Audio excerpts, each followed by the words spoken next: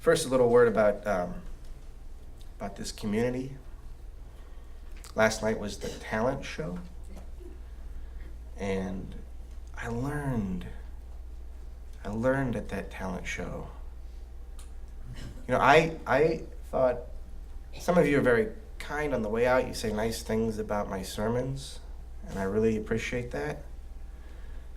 Last night I learned that your kindness has nothing to do with my performance, that you are just automatically generous. And that's a brilliant thing about this community. Now, there was some great acts last night. It was a lot of fun, and it was a real pleasure to see this community just celebrating itself. That was the best display of the evening from my point of view. It was a lovely event. Thank you for all that worked on it, for all that participated, and for all that attended. I guess that leaves some of you out, but thank you for coming here today. So we're going to talk about responsibility again today, and there is a real irony in me talking to anybody about responsibility. Most of my life has been spent being wildly irresponsible. I guess you could consider me a recent convert. And it took place, I became responsible before I became a parent. I want to make that clear. But not much before, sort of just in the nick of time. In fact, there was a song that I used to listen to. Katie and I like to listen to it a lot. And one of the lyrics for that song was, "I have debts I like to pay." And you know, several years before, that would have been like, what? Debts are a burden, debts are a drain. But at some point along the way, I messed up enough that and recovered from that with help, that I began to see that when you pay your debts, when you create your debts, okay, fine, but when you pay your debts, that's responsibility, and that feels good. So I have debts I like to pay. I've converted to responsibilitism.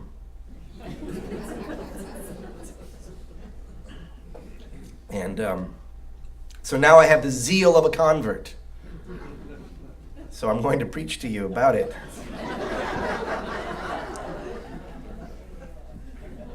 Wouldn't it be funny if someone knocked on your door one day and said, "We'd like to talk to you about responsibility. You know, here's a pamphlet." That would be nice. We could use that probably. So last time I spoke to you, I offered a redefinition of the term, maybe because my history of it is compromised, so I had to redefine the term. I offered a redefinition of the term responsibility. I said responsibility was an ability. It is the ability to respond as opposed to simply reacting. We referenced Viktor Frankl. And that space between stimulus and response is the moment where we are offered the opportunity to choose our action. And that choice may represent the sum total of our freedom. And that choice is shaped by the stories that we tell ourselves. So therefore, responsibility is a spiritual practice and can be a religious experience that, shaped by our personal narratives, produces freedom. That would deserve someone knocking on my door for. That would be okay. So as I've said, I've been sick all week. My family has been sick all week. We all feel like dog breath. And on top of that, and because of that, no one has really been sleeping very much, least of all me, because I can't get back to sleep when I wake up. And I can tell you that despite my conversion experience into responsibilitism, I have not been very responsible this week. I've not been able to respond very well this week. I have been highly reactive and short-tempered. And so I feel a wee bit of preacher's guilt, charged with hypocrisy as I tell you this morning that I want to push this idea that our responsibility is an opportunity for freedom shaped by our stories, rooted in the non-contingent aspect of ourselves. I want to push that a little bit further. Or maybe give it some context. Give it a framework. I want to look at our ability to respond through the lens of 4 fundamental aspects of life. Fundamental aspects of life. What are those? Well, if you think about it, everything, every being, every mode or note of being contains its own parts as an individual, and also is itself always part of a larger collective whole. I contain my consciousness and my kidneys, for instance, and am contained in the collectives of this congregation and world history. I'm an individual, and I'm in part of a larger whole. Additionally, every note of being has an inside and an outside. And in beings that have some kind of consciousness, this can be seen as the internal subjective reality inside and the external objective reality outside. So, when you combine these 2 truths, that everything, and ourselves included, has an individual interior and an exterior, and a collective interior and an exterior, you have a sort of map, and I'm going to draw that map for you. Because all this talk can get a little confusing. So, bear with me. I don't want to turn this into a lecture, but this is going to help you understand what the heck I'm saying, okay? So, the individual interior,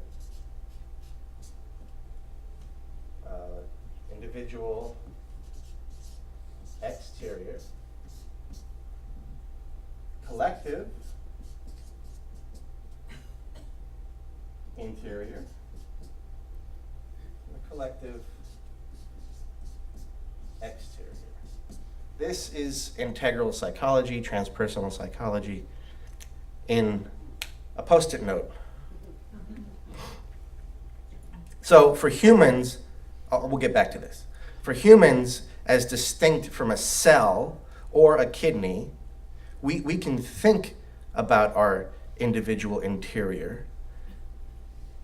We can call it, our soul or our awareness, right?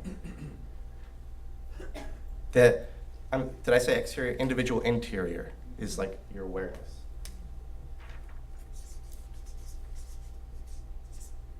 Your individual exterior is your body, and your body in motion, so your behavior.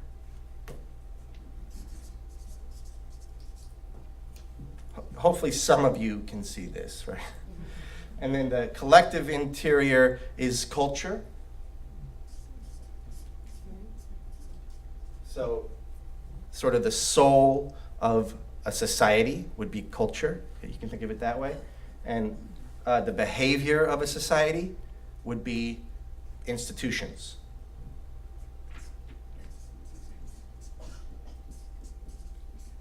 All right. That's the basic map.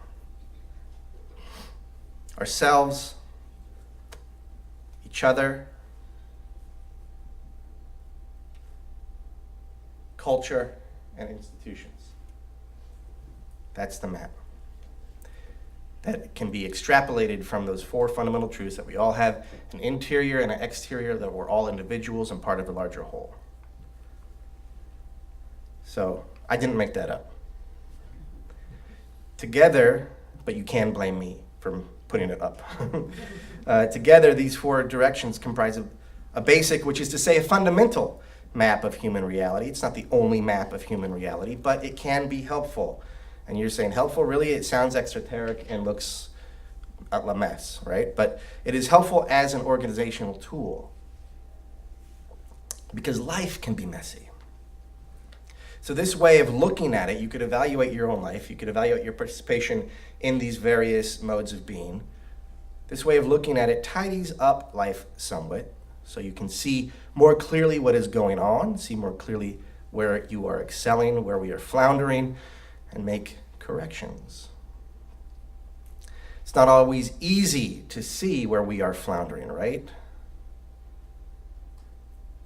Usually where we are floundering, we also don't want to go there, so we wind up being in denial about it and creating a blind spot around it.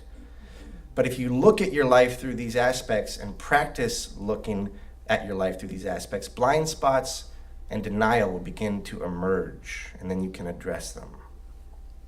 So this is helpful because it may be that to respond ably to any of these four directions requires a consistency of response to all four of the directions.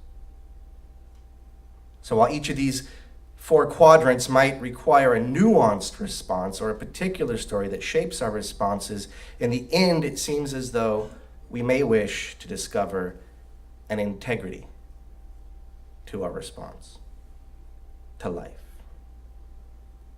So that our reflections, our awareness is in line with the way that we treat one another, which is in line with our interactions with culture, which is in line with our participation in institutions, which is in line with our reflections and awareness.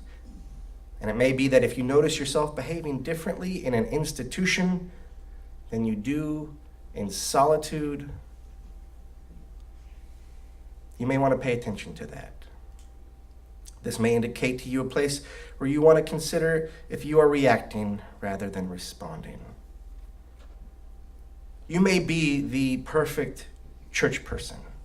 While you're here, living your Unitarian Universalist principles, behaving impeccably, generously, graciously, courageously, and then you go home and you don't treat yourself well.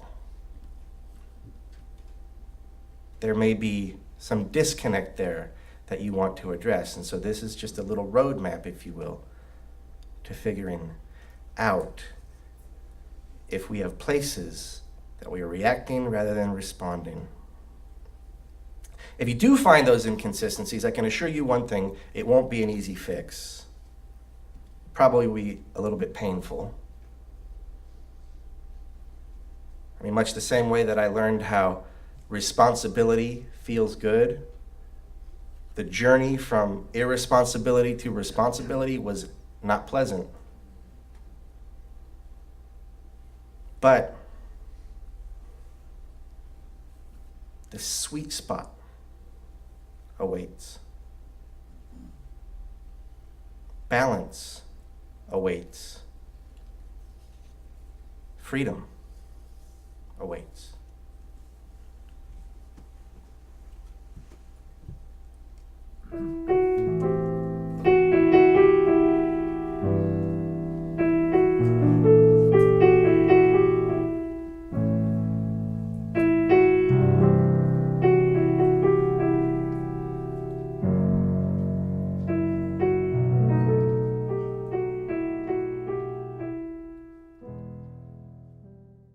So what does this produce?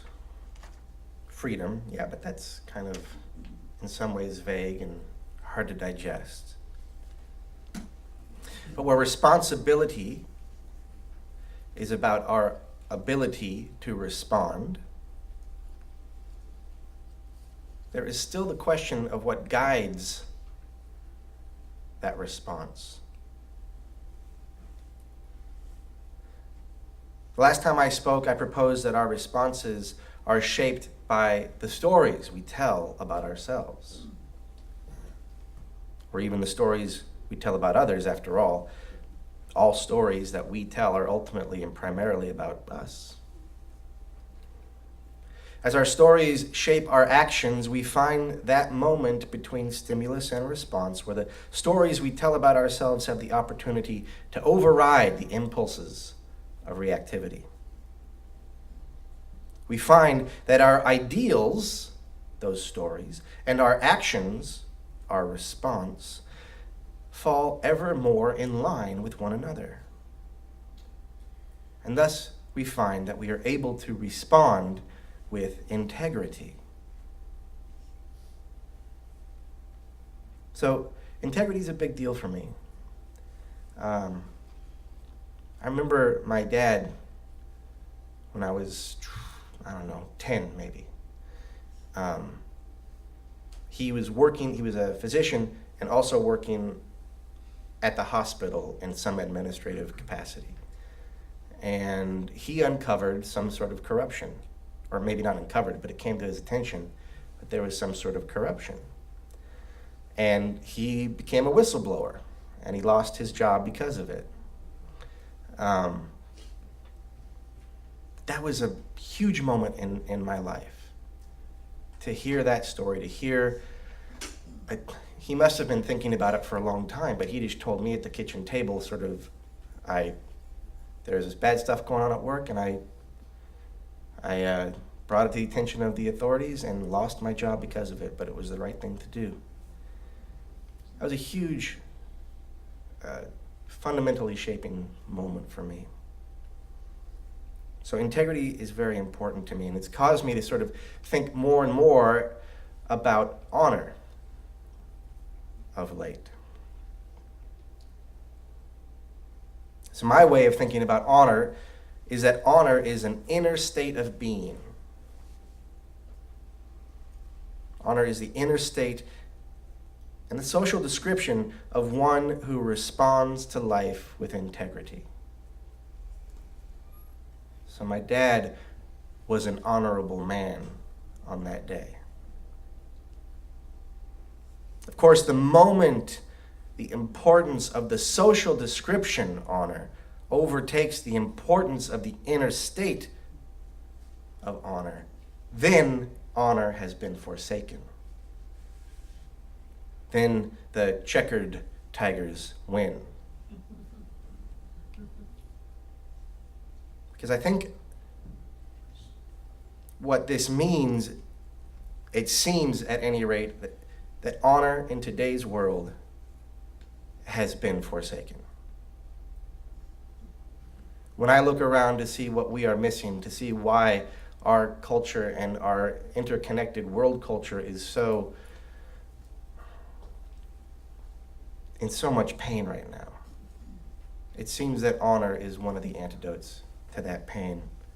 So I went looking for sources on honor to support my argument, right? I knew I was right. I needed someone to support me. Nobody did. Now, I only looked on Amazon, right? I didn't do a LexisNexis search for everything honor throughout the history of time, but I wanted to know what current writers were talking about honor. And what they're talking about is not honor, they're talking about reputation.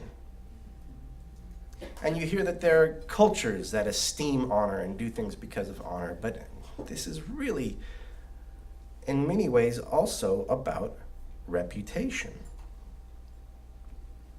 And it's also, this reputation tends to be grounded in a violent and misogynistic, oppressive culture or worldview, including our own. So I found no help. I found great misunderstanding, in fact, from my point of view. I mean, what my admittedly cursory search for wisdom about honor illuminated is that in many cultures where honor is held in high esteem, it's actually being confused with reputation. They call it honor, but it's not honor. It's reputation. It's everyone wanting to wear the big straw hat. So in this way, honor actually is a lot like religion. You know, we've got people knocking on doors for responsibility, and they can knock on doors for honor too, because honor has a similar trajectory in that where laudable precepts with spiritual depth, psychological virtue, long tradition in religion become mere boxes to check in order to get to heaven, curry favor, or impress the neighbors. Ritual is actually never empty unless it is empty of earnest intention. But it often is. In that same way, honor has become emptied. The same fate has befallen this concept. And in some cultures, this has resulted in some really grim results. Some cultures, saving face has become more important than doing the right thing. Some aspects of our culture do this. In its most extreme forms, we find that honor results in it being culturally encouraged to kill for the sake of revenge, or to kill one's own family member, say a daughter, because you believe she brought shame to your family. But if your honor can be besmirched by the actions of others, it's not honor. If your honor can be soiled or offense taken by libel, it's not honor. Your honor is contingent on you alone.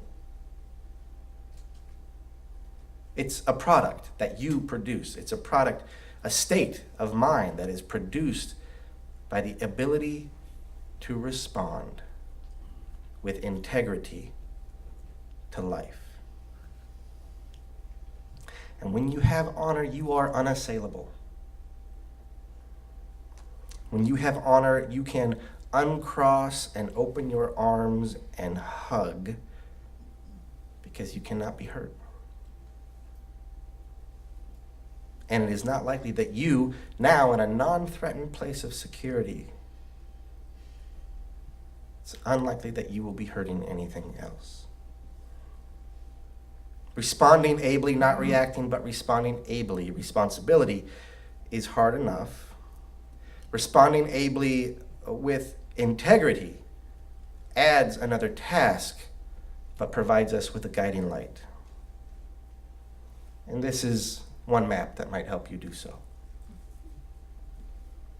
So, right here,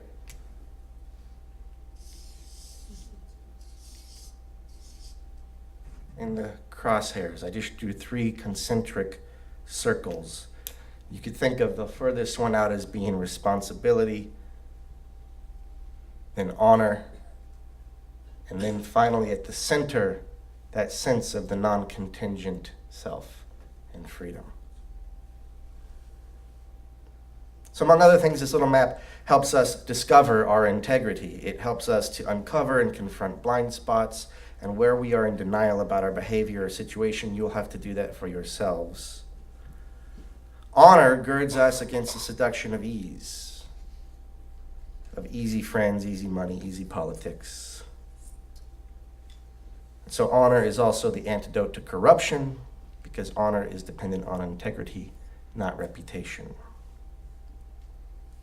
Integrity produces that internal state of honor. And here's a trick, and here's how this is a Unitarian Universalist sermon. Honor is how we claim our inherent worth and dignity. Our worth and dignity is inherent. This we affirm and promote. But what is inherent can also be dormant. And so it is up to each of us to claim our worth, to live up to it. And this doesn't mean we have to wait for others to claim their worth before we treat them with dignity, right? This isn't about somebody else. This is about you. We can go around and assume the inherent worth and dignity and best in all people in you. I don't have to wait for you to claim your honor, right? It just means that as we are treating each other with that dignity, that we all probably have some work to do in developing the dignity that we had been graced to inherit. So, imagine a world. It's like the movie trailer voice. In a world where everyone behaves honorably. No, that's actually not right. In a world where everyone has honor.